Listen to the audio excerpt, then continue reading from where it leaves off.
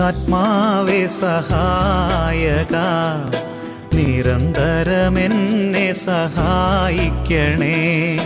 നിത്യവും കൂടെ വസിക്കുന്നോനേ, അഭിഷേകത്തിൻ അഗ്നി നിറച്ചിടണേ.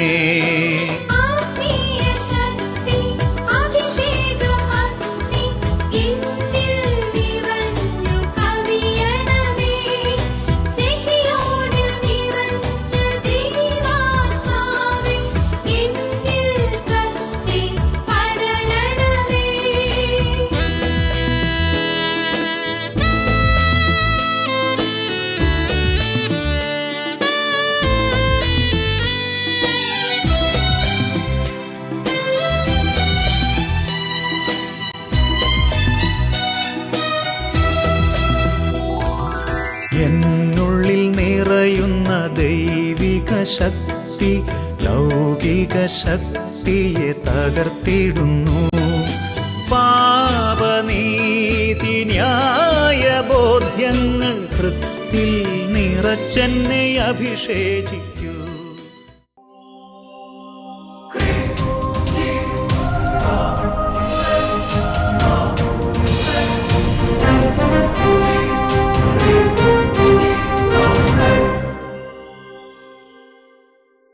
ഉറക്കെ പറയാം, ഹല്ലേലൂയ, ഹല്ലേലൂയ.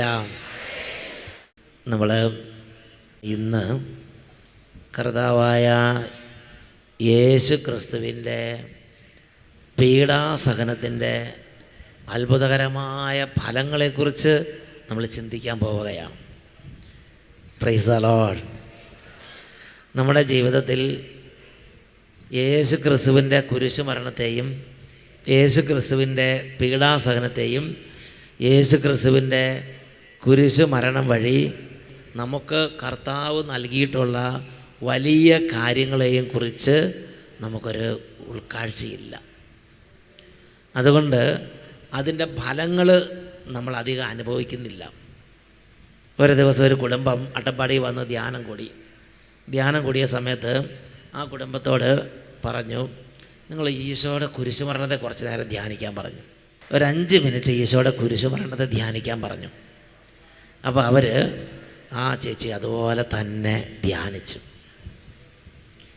അവരുടെ ജീവിതത്തിലുണ്ടായ അനുഭവം ഇപ്പോൾ നമുക്കൊന്ന് ശ്രദ്ധിക്കാം. എൻ്റെ പേര് ലിസി. ഞാൻ അങ്കമാലി മലയാറ്റൂരിനടുത്ത് കളമ്പാട്ടുപുരം തിരുഹൃദയം ദേവാലയത്തിൽ നിന്നാണ് ഞാൻ വരുന്നത്. എനിക്ക് 21 വർഷമായി ശ്വാസം മുട്ട് രോഗം എന്നെ ബാധിച്ചിട്ട്. എത്രയാ? 21 വർഷം. 21 വർഷം. ഞാൻ ഒത്തിരി ആയുർവേദവും അലോപ്പതിയും ഹോമിയോയും എല്ലാം മാറി കഴിക്കും. 2 പ്രാവശ്യം ഞാൻ ഇവിടെ ഈ അട്ടപ്പാടിയിലൊരു വൈദ്യരെ കാണാൻ വന്നിട്ടുണ്ട്. അപ്പോൾ കുറേ നാൾ മരുന്ന് കഴിക്കാൻ പറയും. അങ്ങനെ കഴിച്ച് എനിക്ക് കുറച്ച് നാളത്തേക്ക് ഒരു ആശ്വാസം കിട്ടും. വീണ്ടും അതിലും വഷളായിട്ട് തിരിച്ചു വരും. അങ്ങനെ 2016 ഞാൻ ഒരു ആയുർവേദവും അലോപ്പതിയും ഹോമിയോ എല്ലാം നിർത്തി കുറച്ച് നാൾ കഴിഞ്ഞിട്ട് വീണ്ടും എനിക്ക് ഒരു രക്ഷയില്ലാണ്ട് വന്നപ്പോൾ ഞാൻ 2016 വീണ്ടും ഒരു ഡോക്ടറെ കാണാൻ പോയി. അപ്പോൾ ഡോക്ടർ പറഞ്ഞു, കൗണ്ട് ഒത്തിരി കൂടുതലാണ്, ഒരിക്കലും തണുപ്പോ പൊടിയോ ഒന്നും ഏൽക്കാൻ പാടില്ല എന്ന് പറഞ്ഞു. അപ്പം ഞാൻ വീട്ടിൽ ചെന്ന് മുടങ്ങാതെ മരുന്ന് കഴിക്കും. ആ മരുന്ന് കഴിക്കുമ്പോഴൊക്കെ കൈകാലുകളൊക്കെ വിറയ്ക്കും. വീട്ടിലൊരു പണിയും ചെയ്യാൻ പറ്റില്ല. അങ്ങനെ ഇരിക്കുമ്പോൾ ഞായറാഴ്ച മാത്രം ഒന്ന് പള്ളിയിൽ പോകും.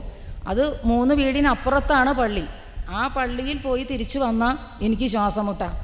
അങ്ങനെയുള്ള ഞാൻ എൻ്റെ ജീവിതത്തിൽ ഇനി എങ്ങനെ എൻ്റെ ജീവിതം മുന്നോട്ട് കൊണ്ടുപോകുമെന്ന് എൻ്റെ മുന്നിൽ ഒരു ചോദ്യമായി മാറിയത്. ഞങ്ങൾ 4 വർഷമായി ഞങ്ങൾ കുടുംബമായിട്ടിരുന്ന് അഭിഷേകാഗ്നി പ്രോഗ്രാം കണ്ടുവരുന്നവരാണ്.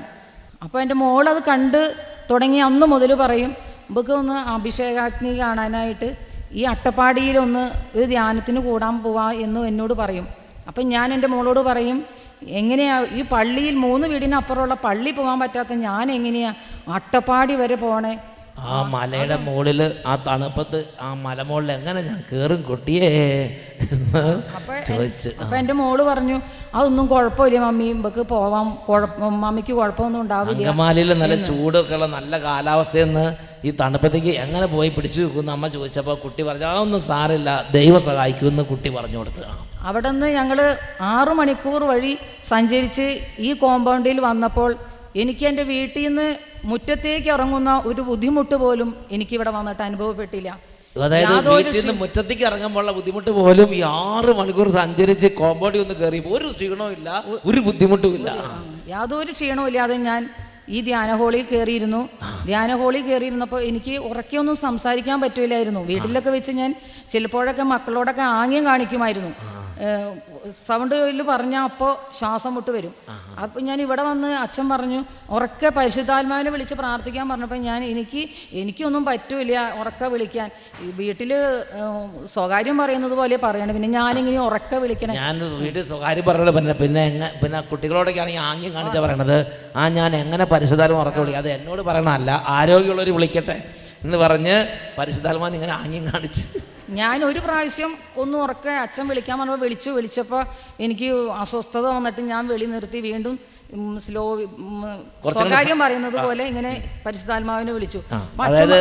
അപ്പൊ അച്ഛൻ ഇവിടെ ഒന്ന് പറഞ്ഞു 10 ആള് കേൾക്കെ പേർക്ക് കേൾക്കാവുന്ന ഉച്ചത്തിൽ വിളിക്കുന്നു പറഞ്ഞു. സ്വകാര്യം പറഞ്ഞ അല്ല വിളിക്കേണ്ടത്, അപ്പൊ ഞാൻ അങ്ങ് പരിശുദ്ധാത്മാവിനെ അങ്ങോട്ട് ഉറക്കെ വിളിച്ചു. ആ വിളി എനിക്ക് അച്ഛൻ എല്ലാവരോടും ഇരിക്കാൻ പറയുന്നത് വരെ വിളിക്കാൻ സാധിച്ചു. പിന്നെ അങ്ങോട്ട് ഭയങ്കര സ്വരം അങ്ങോട്ട് തുറന്നു. പിന്നെ എല്ലാവരും നിർത്തിയാലും ശരി പിന്നെ വിളിച്ചോണ്ടിരിക്കുക. അപ്പോൾ തന്നെ എനിക്ക് പരിശുദ്ധാത്മാവിന്റെ അഭിഷേകം ഉണ്ടായി എന്ന് എനിക്ക് ഒരു സമാധാനം എൻ്റെ ഉള്ളിലായി. ഇനി 6 ദിവസം എനിക്ക് ഇവിടെ നിൽക്കാൻ പറ്റും. ഞാൻ 6 ദിവസത്തേക്കുള്ള മരുന്നും കൊണ്ടാണ് വന്നിരിക്കുന്നത്. ഞാൻ അങ്ങനെ 6-ാം ദിവസം ഈ ധ്യാന ഹോളിൽ ഇവിടെ വന്നിരുന്നപ്പോൾ ഇവിടെ ഈ സ്റ്റേജിൽ നിന്ന് അച്ഛൻ എൻ്റെ ബാഡ്ജുമ്മയുള്ള നമ്പർ വിളിക്കുകയാണ്. നമ്പർ വിളിച്ചപ്പോൾ ഞാൻ ഇത് എൻ്റെ തന്നെയാണോ എന്ന് കരുതി ഞാൻ ഒന്നും കൂടി പൊക്കി നോക്കിയപ്പോൾ എൻ്റെ നമ്പർ തന്നെയാണ്. അപ്പോൾ പുറകേലേക്ക് ചെല്ലാൻ പറഞ്ഞപ്പോൾ ഞാൻ പോകുന്ന വഴിയൊക്കെ എൻ്റെ വീട്ടിൽ എന്തെങ്കിലും ബുദ്ധിമുട്ടായിട്ടായിരിക്കും എന്നെ വിളിക്കുന്നത് എന്ന് കരുതി ഞാൻ അങ്ങോട്ട് ചെന്നപ്പോൾ ബ്രദർ എന്നോട് പറഞ്ഞു ക്രൂശിത രൂപം മനസ്സിൽ ധ്യാനിച്ചിട്ട് പ്രാർത്ഥിക്കാൻ പറഞ്ഞു. ഞാൻ അങ്ങനെ തന്നെ പ്രാർത്ഥിച്ചു. ബ്രദറും എനിക്ക് വേണ്ടി പ്രാർത്ഥിച്ചു കുറച്ച് കഴിഞ്ഞപ്പോൾ എന്നോട് പറഞ്ഞു, കണ്ണു തുറന്നിട്ട് പറഞ്ഞു ശ്വാസമുട്ടെല്ലാം മാറി സാക്ഷ്യം പറയണമെന്നും പറഞ്ഞു. പക്ഷെ എനിക്കൊരു അനുഭവം ഒന്നും ഇല്ലായിരുന്നു. അപ്പൊ ഞാൻ അങ്ങനെ തന്നെ ഈ ചാപ്പലിലേക്ക് കയറി ആ ക്രൂശിത രൂപത്തെയും മാതാവിനെയും ചേർത്ത് പിടിച്ചുകൊണ്ട് ഞാൻ പറഞ്ഞു എന്നോട് സാക്ഷ്യം പറയണമെന്ന് പറഞ്ഞു. എനിക്കൊരു അനുഭവം ഉണ്ടായില്ലല്ലോ ഈശോയെ. ഞാൻ അനുഭവം ഉണ്ടായാലും ഇല്ലെങ്കിലും 6 മാസത്തിനുള്ളിൽ എനിക്ക് ഈ രോഗം തിരിച്ചു വന്നില്ല എങ്കിൽ ഞാൻ ഈ അട്ടപ്പാടിയിൽ തന്നെ വന്ന് വേറെ എങ്ങും പോവില്ല, ഈ അട്ടപ്പാടിയിൽ ഈ സെഗിയോൻ ധ്യാന കേന്ദ്രത്തിൽ തന്നെ വന്ന് സാക്ഷ്യപ്പെടുത്തിക്കൊള്ളാമെന്ന് ഞാൻ അവിടെ ഈശോയോട് പറഞ്ഞു. പഴയ പള്ളിയിൽ കയറി പറയണമെന്ന് പറഞ്ഞ് വെറുതെ അല്ല, അവിടെ ഈശോയുടെ ആ രൂപം ഇരിപ്പുണ്ട്. അവിടെ നിന്ന് വലിയ അത്ഭുതങ്ങൾ ഈശോ വർഷം. പിന്നെ ശ്വാസം മുട്ടൽ വന്നിട്ടുണ്ടോ? ഇല്ല, ശ്വാസം മുട്ട് വന്നില്ല. ഇന്ന് വരെയും എനിക്ക് ജലദോഷമോ ശ്വാസം മുട്ടോ എനിക്ക് വന്നിട്ടില്ല. പ്രിയപ്പെട്ട സഹോദരങ്ങളെ, അതിനകത്ത് ആ അമ്മച്ചി പറഞ്ഞുകൊണ്ട് 30 വർഷമായി അല്ലേ ആ അമ്മച്ചി കിടന്ന് ക്ലേശിക്കുക. വീടിൻ്റെ 4 വീട് അപ്പുറത്തേക്ക് എന്ന പള്ളിയാണ്, പക്ഷെ പോകാൻ പറ്റില്ല. ശ്വാസം മുട്ട്, വലിവ്, ലങ്സ് പ്രശ്നം, ആസ്മ. 20 വർഷത്തിലധികം 20-30 വർഷത്തോളമായി. അപ്പോൾ ഒരു താമസിച്ചുള്ള ധ്യാനം കൂടിയപ്പോൾ ഇതിനാണെങ്കിൽ കൗൺസിലിങ്ങും കിട്ടിയില്ല. ഏറ്റവും അവസാനം ആരാധനയുടെ തൊട്ട് മുമ്പാണ് പേര് വിളിക്കുന്നത്. അപ്പോൾ എല്ലാവരും ലാസ്റ്റ് വേഗം തീർത്ത് വിടുന്ന സമയമാണ്. അപ്പോൾ എന്ത് ചെയ്തു, ഈ ചേച്ചി ചെന്നു. അപ്പോൾ ബ്രദർ വേറെ ഒന്നും ചോദിച്ചില്ല, ഇരിക്കാൻ പറഞ്ഞു, കണ്ണടച്ചോളം പറഞ്ഞു, ഈശോയുടെ ക്രൂശിത രൂപ ധ്യാനിക്കാൻ പറഞ്ഞു, സ്തുതിക്കാൻ പറഞ്ഞു. 5 മിനിറ്റ് കഴിഞ്ഞു പോയി കൊള്ളാൻ പറഞ്ഞു. അപ്പോൾ ചോദിച്ചു എൻ്റെ ശ്വാസം മുട്ടല്ലോ എന്ന് ചോദിച്ചു. അപ്പോൾ പറഞ്ഞു അതൊക്കെ പോയി എന്ന് പറഞ്ഞ് പൊക്കോളാൻ പറഞ്ഞു, എല്ലാം പോയി എന്ന് പറഞ്ഞു. അപ്പോൾ ഈ ചേച്ചിക്ക് ഒരത്ഭുതം, ഇതങ്ങനെ 5 മിനിറ്റ് കൊണ്ട് പോകും. ഇത് ഈ 20 വർഷം ചികിത്സിച്ചതാണ്. ഇത്രയും ഭീകരമായ രോഗമാണത്. 3 വീട് അപ്പുറത്ത് പള്ളിയാണ്, ആ പള്ളിയിലേക്ക് കയറാൻ പറ്റുന്നില്ല ഈ ശ്വാസം മുട്ടൽ കാരണം. എന്തെങ്കിലും കാരണത്തെ പോയാൽ തിരിച്ചു വന്ന കടപ്പായി. എന്നാൽ അന്ന് ആ ക്രൂശിത രൂപം ധ്യാനിച്ച് പ്രാർത്ഥിച്ച അന്ന് ശരീരത്തിൽ നിന്ന് രോഗം അങ്ങോട്ട് പോയി. പിന്നെ അമ്മച്ചി പറയണത് പിന്നീട് ഒരിക്കലും ആ രോഗം അമ്മച്ചി അലട്ടിയിട്ടില്ല, ആ സഹോദരി അലട്ടിയില്ല.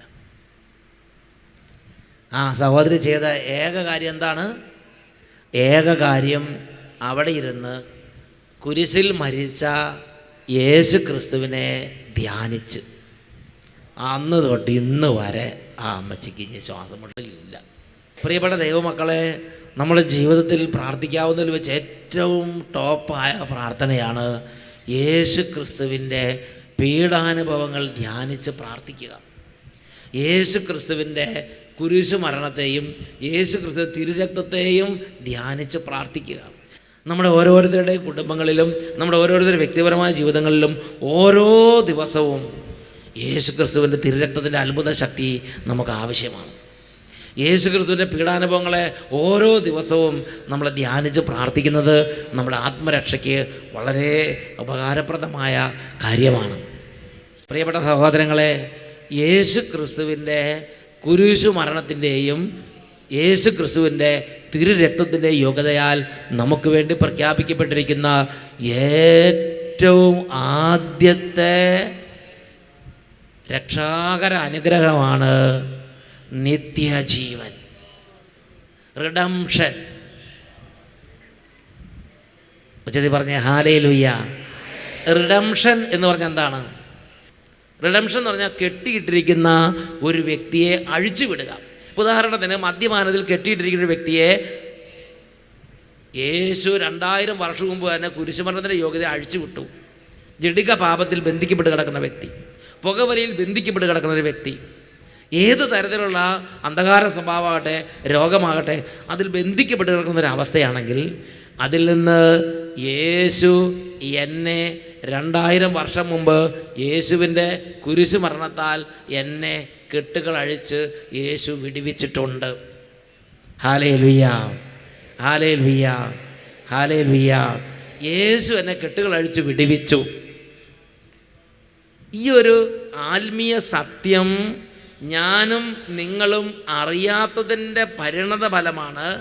അല്ലെങ്കിൽ അറിഞ്ഞിട്ടും അറിയാത്തതുപോലെ സ്വന്തം നീതിയുടെ ആ ഒരു കാഴ്ചപ്പാടിൽ മാത്രം കാര്യങ്ങളെ കാണുന്നത് കൊണ്ടാണ് ഇന്ന് നമ്മൾ പലരും പല പാപങ്ങൾക്കും അടിമയായി കിടക്കുന്നത്. 1 പത്രോസ് 2-ാം അധ്യായം 24-25 തിരുലിഖിതങ്ങൾ. നമ്മുടെ പാപങ്ങൾ സ്വന്തം ശരീരത്തിൽ വഹിച്ചുകൊണ്ട് അവൻ കുരിശിലേക്ക് കയറി. അത് നാം പാപത്തിന് മരിച്ച് നീതിക്കായി ജീവിക്കേണ്ടതിനാണ്. അത് നാം പാപത്തിന് മരിച്ച് നീതിക്കായി ജീവിക്കേണ്ടതിനാണ് എന്ന് പറഞ്ഞാൽ യേശു ക്രിസ്തുവിൻ്റെ ആത്മാവിനാൽ ഉയർപ്പിക്കപ്പെട്ട വിശുദ്ധിയുള്ള ഒരു ജീവിതം നമുക്ക് സാധ്യമാണ്. അതിന് നാം ചെയ്യേണ്ടത്, നാം നിരന്തരം എൻ്റെ ഈ സ്വഭാവം മാറ്റാൻ വേണ്ടി ഞാൻ നിരന്തരം അധ്വാനിക്കുന്നു, എൻ്റേതായ പരിഹാരങ്ങളും എൻ്റേതായ പരിശ്രമങ്ങളും നടത്തിക്കൊണ്ടിരിക്കുന്നു എന്നതുകൊണ്ട് മാത്രം മാറണം നിർബന്ധമില്ല. ബൈബിൾ പറയുന്ന ഏറ്റവും രാജകീയമായ പാത യേശു ക്രിസ്തുവിൻ്റെ കുരിശു മരണത്തിൻ്റെ ഫലമായി നമുക്ക് വേണ്ടി പ്രഖ്യാപിക്കപ്പെട്ടിരിക്കുന്ന ആ വിടുതൽ ഞാനും നിങ്ങളും സ്വീകരിക്കുക എന്നുള്ളതാണ്. കഴിഞ്ഞ 2000 വർഷങ്ങളായി യേശു ക്രിസ്തുവിൻ്റെ കുരിശു മരണത്തിലൂടെ യേശു ക്രിസ്തു നമ്മുടെ മേലുണ്ടായിരുന്ന നുകത്തിൻ്റെ കെട്ടുകൾ ഒടിച്ചു കളഞ്ഞു.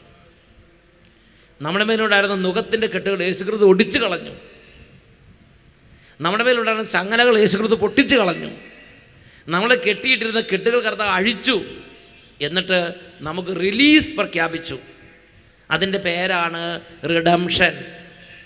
നമ്മളിന്ന് കർത്താവിനെ റിഡീമർ എന്നൊക്കെ വിളിക്കുന്നുണ്ടെങ്കിലും രക്ഷകൻ എന്ന് വിളിക്കുന്നുണ്ടെങ്കിലും നമ്മൾ സത്യത്തിൽ കർത്താവ് നമുക്ക് തന്ന ഈ റിഡംഷൻ അംഗീകരിച്ചിട്ടില്ല. നമ്മുടെ ജീവിതം ശരിയാണെങ്കിൽ നമ്മൾ എന്തോ ചെയ്യണം എന്നാണ് ഇപ്പോഴും ഇവിടെ ഇരിക്കുന്ന ഒരുപാട് പേര് ചിന്തിച്ചുകൊണ്ടിരിക്കുന്നത്. യേശു ക്രിസ്തു കുരിശുമരണത്തിലൂടെ തന്ന കാര്യം നമ്മൾ കാര്യമായിട്ട് കണക്കാക്കണില്ല. ഈ ചേച്ചി പറഞ്ഞു കണ്ടോ, 5 മിനിറ്റ് ഈശോയുടെ ക്രൂശിതിരുവം ധ്യാനിച്ച് യേശുവിനെ അംഗീകരിച്ചുള്ളൂ. 20 വർഷത്തിലധികമായി ആർക്കും ഒന്നും ചെയ്യാൻ പറ്റാതിരുന്ന മാരക വ്യാധി ഒഴിഞ്ഞുപോയി. അത് യേശു ശരിക്കും യേശുവിൻ്റെ കുരിശുമരണത്തിലൂടെ യേശുവിൻ്റെ ശരീരത്തിലേക്ക് ഈ രോഗങ്ങൾ ഏറ്റെടുത്തിരുന്നു. അത് എന്ന് അംഗീകരിച്ച് യേശുവെന്ന് വിളിച്ചോ അന്ന് ആ ചേച്ചിക്ക് വിടുതലുണ്ടായി. പിന്നെ രോഗമില്ല, ആസ്മയില്ല, വലിവില്ല, പൂർണ്ണ ആരോഗ്യം. പ്രിയപ്പെട്ട ദൈവമക്കളെ, നമ്മുടെ ഒരു പ്രത്യേക ബന്ധനമാണ് സ്വന്തം നീതി സ്ഥാപിക്കാൻ വേണ്ടിയുള്ള വ്യഗ്രത, സ്വന്തം പുണ്യം സ്ഥാപിക്കാൻ വേണ്ടിയുള്ള വ്യഗ്രത. എൻ്റെ പുണ്യം, എൻ്റെ നീതി, എൻ്റെ അധ്വാനം, ഞാൻ എന്തോ ചെയ്താലാണ് ഞാൻ രക്ഷപ്പെടുകയുള്ളെന്ന് ഒരു വിചാരം നമ്മളെ പിടിമുറുക്കിയിരിക്കുകയാണ്. യേശു ക്രിസ്തു നമുക്ക് കുരിശ് മരണത്തിലൂടെ തന്ന സൗജന്യ റിഡംഷൻ നമ്മൾ ചിന്തിക്കുന്നുമില്ല, നമ്മൾ അംഗീകരിക്കുന്നുമില്ല, അതിനെക്കുറിച്ച് ഗൗനിക്കുന്നുമില്ല. നമ്മൾ എന്നിട്ട് നമ്മുടെ ജീവിതം നന്നാക്കാൻ വേണ്ടി 24 മണിക്കൂർ തലകുത്തി മറിയുകയാണ്. പ്രിയപ്പെട്ട സഹോദരങ്ങളെ, വെളിപാടിൻ്റെ പുസ്തകത്തിൽ 1-ാമത്തെ അധ്യായം 6-ാമത്തെ വാക്യം, അവിടെ നമ്മൾ വായിക്കുന്നത് എങ്ങനെയാണ്? നമ്മെ സ്നേഹിക്കുകയും സ്വന്തം രക്തത്താൽ നമ്മെ പാപത്തിൽ നിന്ന് മോചിപ്പിക്കുകയും സ്വപിതാവായ ദൈവത്തിന് രാജ്യവും പുരോഹിതരും ആക്കുകയും ചെയ്തവന് മഹത്വവും പ്രതാപവും എന്നേക്കും ഉണ്ടായിരിക്കട്ടെ. യേശുക്രിസ്തുവിൻ്റെ രക്തത്താൽ നമ്മുടെ പാപങ്ങൾ അവൻ കഴുകി. യേശുക്രിസ്തുവിൻ്റെ കുരിശ് മരണത്താൽ നമ്മുടെ മേലുള്ള കെട്ടുകൾ അവൻ അഴിച്ചു. അവൻ വിടുതൽ നൽകി. ഇന്ന് നമ്മുടെ വലിയൊരു തിന്മയാണ് നമ്മുടെ തന്നെ നീതി സ്ഥാപിക്കാനുള്ള വ്യഗ്രത. എന്നുറക്കെ പറഞ്ഞ ഹല്ലേലൂയ. ചില ആളുകൾ പ്രാർത്ഥിക്കാൻ വരുന്ന സമയത്ത് ജസ്റ്റ് അവരെങ്ങനെ തൊട്ടാൽ മതി, അവർ സൗഖ്യം പ്രാപിക്കേണ്ട കാര്യമുള്ളൂ. എന്നാൽ അവർ ചോദിക്കുന്ന ചോദ്യം ഇതാണ്, ഇനി ഞാൻ എന്താണ് ചെയ്യേണ്ടതെന്ന് ചോദിക്കും. എനിക്ക് കുറച്ച് പ്രാർത്ഥന പറഞ്ഞ് ഞാൻ പ്രാർത്ഥിക്കട്ടെ എന്ന് പറയും. ഞാൻ പറയും, ചേച്ചി പ്രാർത്ഥിക്കൊന്നും വേണ്ട, ചേച്ചി സമാധാനത്തിൽ നിന്ന് ഇരുന്നാൽ മതി, എന്നിട്ട് യേശുവിനെ വിശ്വസിക്കുക, വേറെ ഒന്നും ചെയ്യണ്ട, ഇതിങ്ങനെ തൊട്ടാൽ മതി, സൗഖ്യം ഉണ്ടാവുമെന്ന് പറഞ്ഞു. അത് കഴിഞ്ഞാൽ പിന്നെയും പറയും, അല്ല എനിക്കൊരു കുറച്ച് പ്രാർത്ഥന പറഞ്ഞാൽ മതി, ഞാനൊന്ന് പ്രാർത്ഥിക്കട്ടെ, ഇതുകൊണ്ടൊന്നും എൻ്റെ അത് പോകുമെന്ന് തോന്നുന്നില്ല, കുറച്ചും കൂടെ പ്രാർത്ഥന പറഞ്ഞ കുരിശിൻ്റെ വഴിയോ കൊന്തയോ അല്ലെങ്കിൽ 48 മണിക്കൂർ ഉപവാസമോ അങ്ങനെ എന്തെങ്കിലും കുറച്ച് പറഞ്ഞു തരാനാണ് പറയണത്. സ്വന്തം നീതി സ്ഥാപിക്കാൻ വേണ്ടിയുള്ള വ്യഗ്രതയാണത്. യേശു ക്രിസ്തു 2000 വർഷങ്ങൾക്ക് മുമ്പ് അവിടുത്തെ കുരിശുമരണത്തിൻ്റെ യോഗ്യതയാൽ, അവിടുത്തെ പരിശുദ്ധ രക്തത്താൽ നമ്മളെ കെട്ടുകൾ അഴിച്ചു. അവൻ നമ്മളെ വിടുവിച്ചു. അവൻ നമ്മുടെ പാപങ്ങൾ കഴുകി. അവൻ നമ്മുടെ രോഗങ്ങൾ നീക്കി. അവൻ നമ്മുടെ ശാപങ്ങൾ നീക്കി. അവൻ നമ്മെ വിടുവിച്ചു. ഇന്ന് നമ്മുടെ പ്രശ്നമാണ് നമ്മളത് അംഗീകരിക്കുന്നില്ല. പല ആളുകളും ചിന്തിക്കുന്നത് ഇങ്ങനെയാണ്, അതായത് നമ്മളിത് രക്ഷ പ്രാപിക്കാൻ വേണ്ടി നമ്മൾ എന്ത് ചെയ്യണം? ദൈവത്തിൻ്റെ വചനം പഠിപ്പിക്കുന്നതാണ്, നീ കർത്താവായ യേശു ക്രിസ്തുവിലേക്ക് വരിക, നീ കർത്താവായ യേശു ക്രിസ്തുവിൻ്റെ കുരിശ് മരണത്തെ അംഗീകരിക്കുക. യോഹന്നാൻ്റെ സുവിശേഷത്തിൽ 3-ാം അധ്യായത്തിൽ 36-ാമത്തെ തിരുലിഖിതം, യോഹന്നാൻ 3:36, പുത്രനിൽ വിശ്വസിക്കുന്നവന് നിത്യജീവൻ ലഭിക്കുന്നു, എന്നാൽ പുത്രനെ അനുസരിക്കാത്തവൻ ജീവൻ ദർശിക്കുകയില്ല, ദൈവകോപം അവൻ്റെ മേൽ ഉണ്ട്. ഇത് കേൾക്കുമ്പോൾ ചിലരുടെയെങ്കിലും ഉള്ളിലൊരു സംശയം വരും. സംശയം വരുന്നത് എങ്ങനെയാണ്? യേശു 2000 വർഷം മുമ്പ് മരിച്ചുപോയി. ഇന്ന് ഞാൻ എങ്ങനെയാണ് യേശു ക്രിസ്തുവിൻ്റെ കുരിശുമരണ വഴിയുള്ള ഈ വിടുതൽ സ്വന്തമാക്കുന്നത്? ഞാൻ എൻ്റെ പാപവുമായിട്ട് യേശു ക്രിസ്തുവിൻ്റെ അടുത്തേക്ക് ചെല്ലുക എന്ന് പറഞ്ഞാൽ എന്താണ് അർത്ഥം? യേശു ഓൾറെഡി 2000 വർഷം മുമ്പ് മരിച്ചു. ഇന്ന് നമുക്ക് മുമ്പിലുള്ളത് ഇനി മാക്സിമം പോയാൽ യേശുവിൻ്റെ ഒരു ക്രൂശിത രൂപം മാത്രമാണ്. പിന്നെ യേശുവിൻ്റെ വചനങ്ങൾ, പിന്നെ വിശുദ്ധ കൂദാശകൾ. അപ്പോൾ ഞാൻ എങ്ങനെ എൻ്റെ പാപങ്ങളുമായി യേശുവിൻ്റെ അടുത്തേക്ക് ചെല്ലും എന്നാണ് ചിലർ ചിന്തിക്കുന്നത്. പ്രൈസ് ദി ലോർഡ് എന്നൊക്കെ പറഞ്ഞ് ഹല്ലേലൂയ. 2000 വർഷം മുമ്പ് മരിച്ച യേശുവിൻ്റെ കുരിശ് മരണത്തിനും ഇന്ന് എൻ്റെ ഇങ്ങനെ പാപത്തിലും മദ്യപാനത്തിലും രോഗത്തിലും വിഷമത്തിലും ദുഷ്ടതയ്ക്കൊക്കെ അടിമപ്പെട്ട് കിടക്കുന്ന എൻ്റെ ജീവിതം 2000 വർഷം മുമ്പ് യേശുവിൻ്റെ കുരിശ് മരണവുമായിട്ട് എങ്ങനെ എനിക്ക് കണക്ട് ചെയ്യാൻ പറ്റും? കണ്ടമാനം ബുദ്ധിയിൽ ചിന്തിക്കേണ്ട ഒരു സിമ്പിൾ കാര്യം ഇത്രയേ ഉള്ളൂ.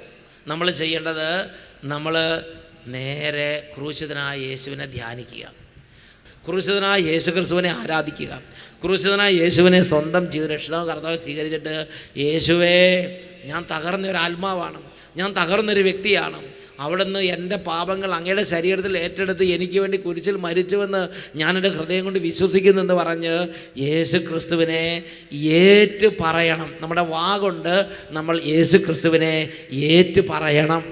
ഇതൊരു വിശ്വാസത്തിൻ്റെ ശുശ്രൂഷയാണ്.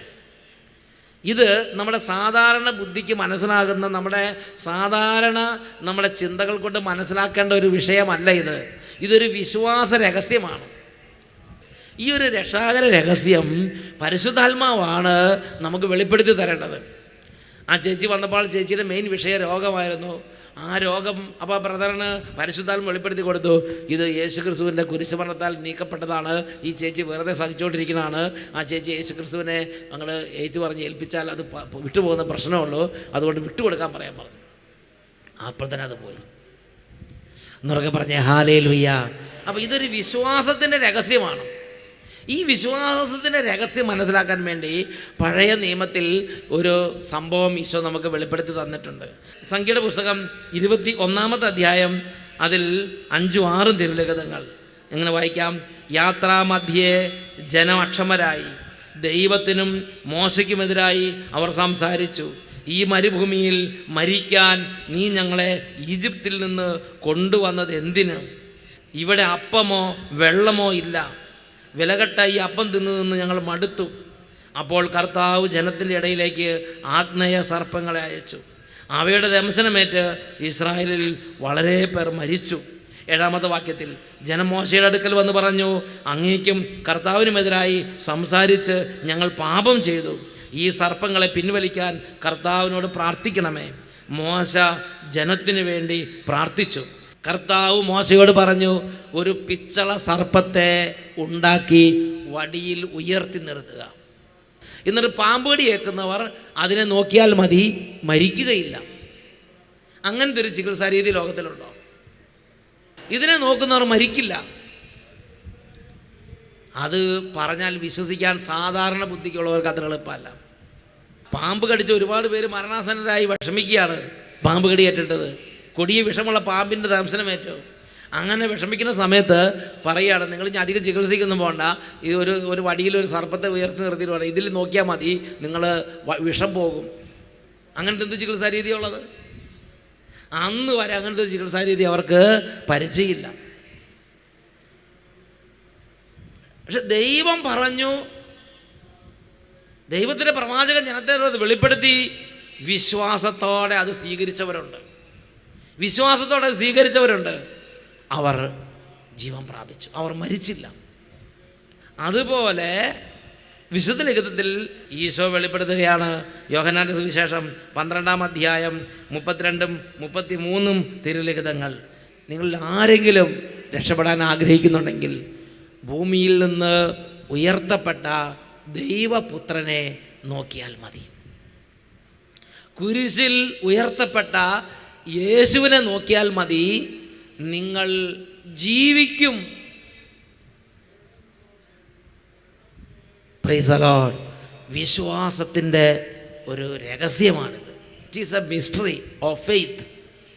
മിസ്റ്ററി ഓഫ് ഫെയ്ത്ത്, വിശ്വാസത്തിൻ്റെ രഹസ്യമാണിത്.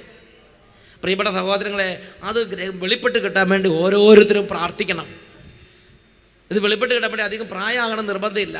തീരെ ചെറിയ കുട്ടികൾ തൊട്ട് വലിയ ആളുകൾ വരെ, എത്ര പ്രായത്തിലുള്ളവർ വരെയും പരിശുദ്ധാത്മാവിനെ നിരന്തരം കരഞ്ഞ് പ്രാർത്ഥിച്ചാൽ പരിശുദ്ധാത്മാവിൻ്റെ പ്രവർത്തനത്താൽ ഇത് നമുക്ക് വെളിപ്പെട്ട് കിട്ടും. പ്രൈസ് ദി ലോർഡ് എന്നൊക്കെ പറഞ്ഞ് ഹല്ലേലൂയ. ഈ വിശ്വാസത്തിൻ്റെ ഒരു കൃപയിലേക്ക് നമ്മൾ വരണം. യേശു ക്രിസ്തു അങ്ങനെയെങ്കിൽ നമ്മുടെ ജീവിതത്തിലെ സർവ്വ പ്രശ്നത്തിനും യേശു നമ്മുടെ പരിഹാരമാണ്. പ്രിയപ്പെട്ട സഹോദരങ്ങളെ, റോമാലേഖനം 10-ാം അധ്യായം 12-ാം വാക്യം, കർത്താവായ യേശു ക്രിസ്തുവിനെ നോക്കി ആ നാമം വിളിച്ചപേക്ഷിക്കുന്ന എല്ലാവരുടെ മേലും ദൈവത്തിൻ്റെ സമ്പത്ത് ദൈവം വർഷിച്ച് സമൃദ്ധി കൊണ്ട് നിറയ്ക്കും. അപ്പോൾ കുരിശിൽ ഉയർത്തപ്പെട്ട യേശു ക്രിസ്തു, അതിൻ്റെ പ്രത്യേകത എങ്ങനെയാ വെച്ചാൽ, ഇത് മാമോദിസം മുങ്ങിയ ക്രിസ്ത്യാനികൾ മാത്രമേ വിളിക്കാൻ പാടുള്ളൂ, അങ്ങനെ ഒരു നിയമം ഇല്ല. റോമാലേഖനം 10-ാം അധ്യായം 12-ാം വാക്യത്തിൽ പറയാണ്, ഇവിടെ യഹൂദനെന്നോ ഗ്രീക്കുകാരനെന്നോ വ്യത്യാസമില്ല, ഒരുവൻ തന്നെയാണ് എല്ലാവരുടെയും കർത്താവ്. തന്നെ വിളിച്ചപേക്ഷിക്കുന്ന എല്ലാവരുടെ മേലും അവിടുന്ന് തൻ്റെ സമ്പത്ത് വർഷിക്കുന്നു. കർത്താവ് നമുക്ക് വർഷിച്ചു തരുന്ന സമ്പത്തിൽ ഏറ്റവും വലിയ സമ്പത്താണ് റിഡംഷൻ, നിത്യജീവൻ. എഴുന്നേറ്റ് നിന്നേ, കൈകൾ കൂപ്പിപ്പിടിക്കാം. നമുക്ക് വേണ്ടി മാത്രമല്ല, യഹൂദനും ഗ്രീക്കുകാരനും സർവ്വകാലത്തുള്ള സർവ്വ മക്കൾക്കും വേണ്ടി കുരിശിൽ മരിച്ച ക്രൂശിതനായ യേശു ക്രിസ്തുവിനെ കാണുക. ക്രൂശിതനായ യേശു ക്രിസ്തു, അവൻ നമ്മുടെ ബലഹീനതകൾ, നമ്മുടെ പാപങ്ങൾ, നമ്മുടെ ശാപങ്ങൾ, നമ്മുടെ രോഗങ്ങൾ, നമ്മുടെ ജീവിതത്തിൻ്റെ തകർച്ചകളെല്ലാം അവൻ്റെ ശരീരത്തിലേക്ക് ഏറ്റെടുത്തു.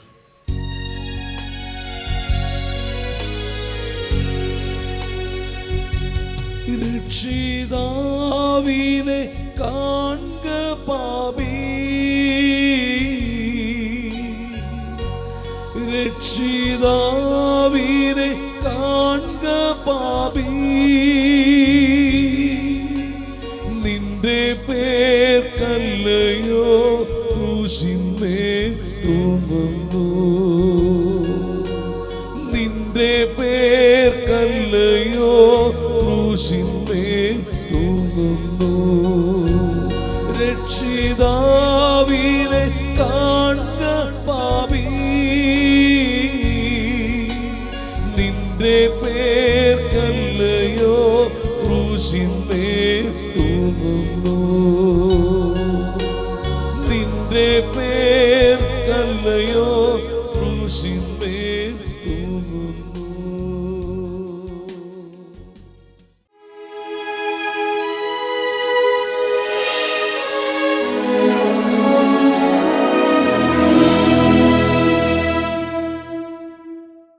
കുരിശിൽ മരിച്ച് നമുക്ക് വേണ്ടി പാപപരിഹാര ബലിയായി തീർന്ന യേശു, അവൻ കല്ലറയിൽ അടക്കം ചെയ്യപ്പെട്ട് ഉയർത്തെഴുന്നേറ്റ് സ്വർഗാരോഹണം ചെയ്ത് പിതാവിൻ്റെ വലതുഭാഗത്ത് ഉപവിഷ്ടനായി. അവൻ ഇന്നും വിശുദ്ധ കുർബാനയിലൂടെ സഭയിൽ ജീവിക്കുന്നു. ഇപ്പോൾ 2 കരങ്ങൾ ഉയർത്തിപ്പിടിക്കാം. ഈ കർത്താവായ യേശുവിൻ്റെ ഈ ആശീർവാദ സമയത്ത് അനേക രോഗികളുടെ മേൽ സ്വർഗത്തിൻ്റെ ശക്തി ഇതാ നിറയുന്നു. അനേകം ശാരീരിക രോഗങ്ങൾ ഇതാ ഇപ്പോൾ യേശുവിൻ്റെ ശക്തിയാൽ വിട്ടുപോകുന്നു. അനേകം വിദ്യാർത്ഥിനികളുടെ പഠനത്തോട് ബന്ധപ്പെട്ട തടസ്സങ്ങൾ മാറുന്നു. മാരക വ്യാധികൾ ഒഴിഞ്ഞു പോകുന്നു. ദുഷ്ടപിശാചുകൾ കൂട്ടത്തോടെ അലറിക്കൊണ്ട് വിട്ടുപോകുന്നു. കരങ്ങൾ ഉയർത്തി ഉറക്കെ സ്തുതിക്കുന്നു. ഹല്ലേലൂയ.